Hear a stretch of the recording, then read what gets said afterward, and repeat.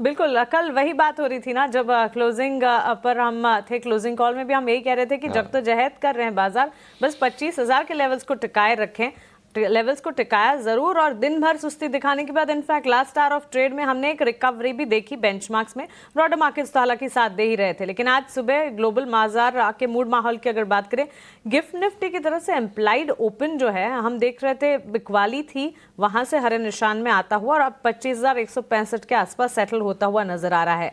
अमेरिकी बाजार से संकेतों पर खासतौर से हमें नजर रखनी चाहिए, क्योंकि वहां से एक तो टैरिफ इंप्लीकेशन को लेकर एक के बाद एक खबरें लगातार आती हुई दिख रही है, जिसका इंपैक्ट तो है ही। On the face of it Donald Trump की रूस को 100% टैरिफ लगाने की जो धमकी है, ये एक तरह से अब कह सकते हैं कि सिलसिला इसी तरह जारी रहेगा। और अब सारे के सारे ग्लोब के फ्रंट पर तमाम जो बाजार है, तमाम जो मार्केट्स हैं, इस चीज को डाइजेस्ट कर रहे हैं कि एक के बाद एक इस तरह की चीजें आ सकती हैं। लेकिन 50 दिन में युद्ध खत्म ना करने पर यह टैरिफ लगेगा, तो एक तरह से डोनाल्ड ट्रंप ने धमकी ही दी है। 50 दिन में शांति समझौता अगर नहीं हुआ तो फिर ये टैरिफ इम्प्लीकेशंस जो हैं वो लग जाएंगे। और रूस से इनफैक्ट तेल खरीदने वाले जो देश हैं उन पर भी प्रतिबंध की तैयारी। अब कैविएट ये है कि इस लिस्ट में तो भारत भी शामिल हैं। तो आगे किस तरह के डेवलपमेंट्स और इसका इम्पैक्ट कैसा आएगा, इस पर खास तौर से हमें नजर रखनी चाहिए। अच्छा, यूक्रेन को युद्ध के लिए और हथियार देने के लिए भी ट्रंप ने अनाउंसमेंट्स की है। और लिटरली ये एक डेवलपमेंट और इस डेवलपमेंट का असर आगे किस तरह का होगा, और जिस तरह ट्रंप अपने एक के बाद एक डिसीजंस ले रहे हैं, उस पर जिस तरह यूरोपियन यूनियन, मेक्सिको ने भी इस पर सवाल उठाए थे, अब यहाँ से रशिया के ऊपर भी इस तरह से सेकेंड टाइम टैरिफ इम्प्लीकेशंस की खबर आ रही है, इसका रिएक्शन तो आना ही है, जिस पर हमें नजर रखनी होगी। लेकिन यूएस के मार्केट्स को अगर याद करेंगे, यूएस मार्केट्स में अपने अलग ट्रिगर्स है जिसके चलते हमने मूव्स देखे, पॉजिटिव मूव्स नजर आए। दिग्गज बैंक्स के नतीजे आने वाले हैं वहां पर भी।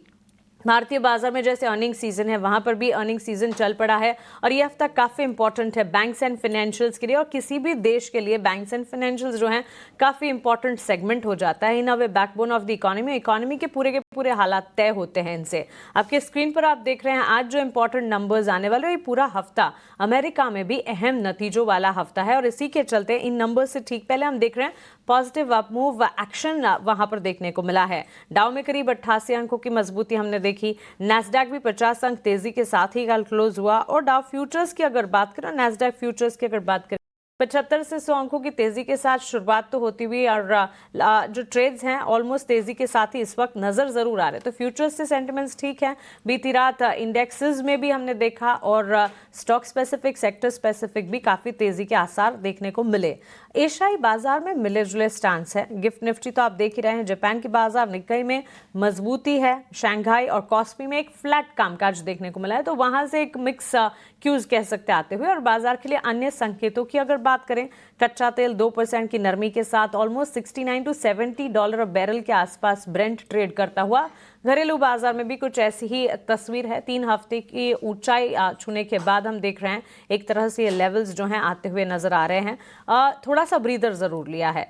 और साथ ही सेफ हेवन पर यानी कि सोने चांदी की चाल पर भी नजर रखनी चाहिए। 3,356 के डॉलर के लेवल्स हम देख रहे हैं विदेशी बाजार में सोने में। लेकिन कल के सत्र में चांदी जो है आउट परफॉर्म कर रही थी गोल्ड को। लगातार सिल्वर और गोल्ड के बीच कंपैरिजन अब हो रही है और चांदी के लेवल्स की अगर बात करें 1,14,000 के पास भी पहुंचते हुए ड्यूरिंग दिस सेशन। घरेलू बाजार में तो हमने रिकॉर्ड उच्चतम स्तर भी चांदी में देखे हैं। तो आज बाजार खुलने के साथ प्रेशियस मेटल्स पर, सोने चांदी पर, और चांदी सिर्फ प्रेशियस मेटल नहीं, इंडस्ट्रियल मेटल भी है। काफी सारे इंडस्ट्रीज में भी इस्तेमाल होता है और वहां पर इतनी तेजी होना काफी हद तक सेक्टर स्पेसिफिक अप्रोचेस को भी डेवलप करेगी। और चांदी में तो तेजी हम देख ही रहे हैं। 10 year bond deal 4.4%, dollar index 98-99 के लेवल्स के आसपास इस वक्त देखने को मिली है। ऑल इन ऑल ठीक ठाक मिले जुले संकेत, पॉजिटिव नहीं कहेंगे, टिल्टेड टुवर्ड्स डाउनसाइड है, क्योंकि टैरिफ इंप्लीकेशंस को हमें भूलना नहीं है। यूएस के मार्केट्स तो संभल रहे हैं, लेकिन उसके अलावा अक्रॉस द ग्लोब बाकी बाजारों में क्या हो रहा है, और भारतीय बाजार भी तो इस वक्त उठापटक झेल रहे हैं। सो ये सारी की सारी चीजें हैं जो कि ग्लोब के फ्रंट पर है। देखेंगे अब भारतीय बाजार पर इसका असर कैसा पड़ता है। लेकिन आगे बढ़ते हुए भारतीय बाजार की ही तस्वीर अब हमारे स्क्रीन पर लेकर आते हैं। और सबसे पहले विदेशी संस्थागत निवेशक और घरेलू संस्थागत निवेशकों ने क्या किया कल के सत्र में, ये आपके स्क्रीन पर बताते हैं।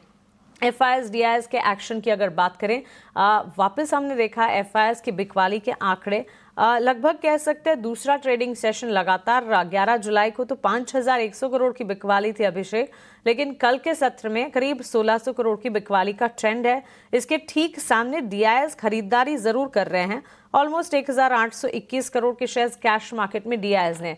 डीआईएस की लिस्ट अगर देखेंगे क्रमानुसार 8 जुलाई से लेकर 14 जुलाई तक लगातार डीआईएस ने भारतीय बाजार को सपोर्ट करने का काम किया। एफआईआईज हालांकि वॉलेटाइल मूव्स दिखा रहे हैं।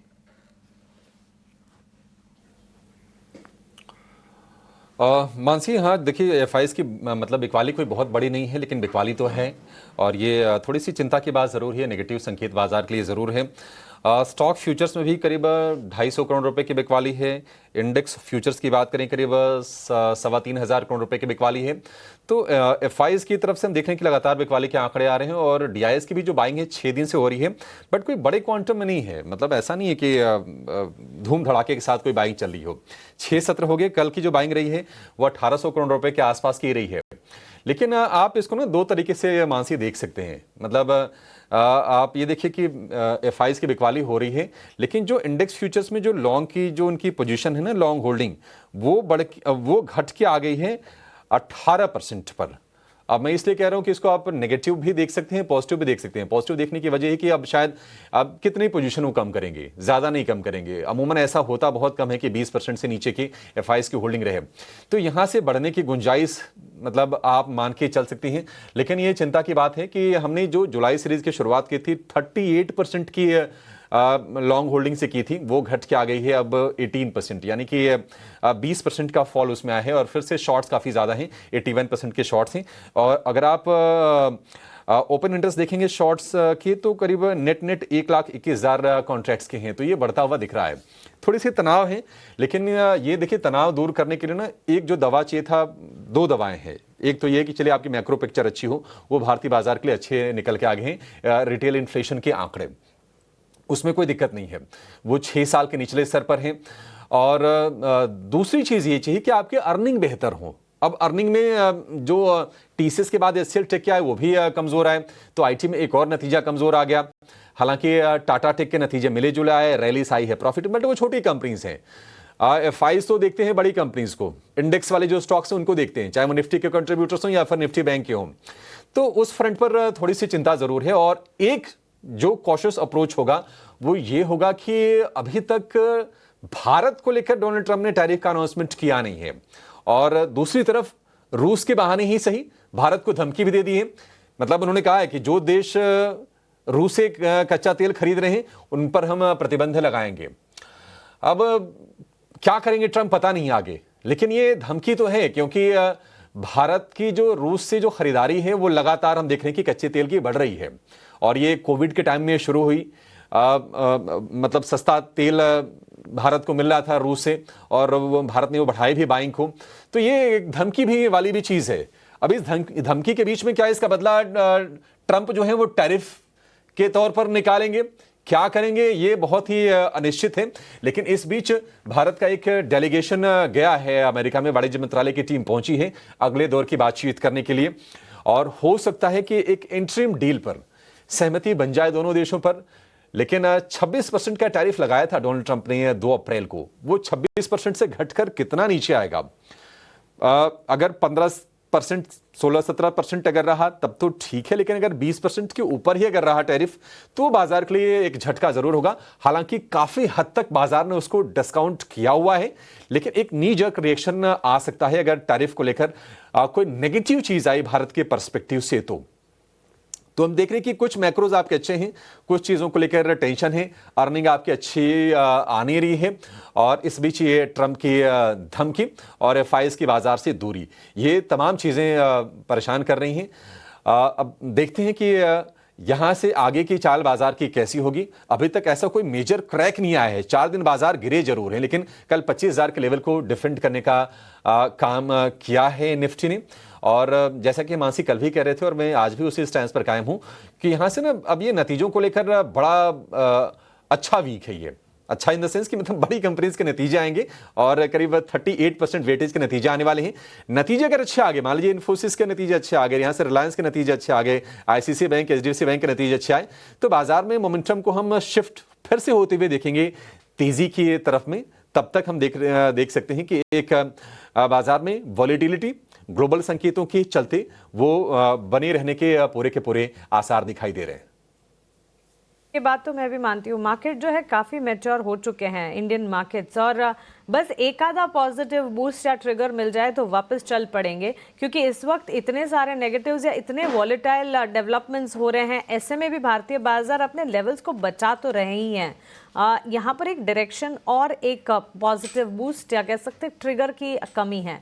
वो ट्रिगर है नतीजे, और नंबर्स अगर ठीक ठाक आ जाएंगे, नंबर्स आने वाले हैं। ये हफ्ता काफ़ी रिजल्ट हैवी वीक है, अच्छे नतीजे अगर आ जाते हैं तो फिर भारतीय बाजार चल पड़ेंगे वापस, ये बात ज़रूर है। इस बीच विदेशी बाजार से जो सारे न्यूज़ फ्लोज आ रहे हैं, जैसे इन्फ्लेशन प्रिंट भारतीय बाजार का भी आया है, वैसे ही यूएस के मार्केट्स में भी काफ़ी economic indicative actions, data points आ रहे हैं जो लगातार आपके सामने हम रख रहे हैं। अभी थोड़ी देर पहले चाइना में भी हमने जून में रिटेल बिक्री के डेटा देखे, 4.8% की बढ़त वहाँ रही।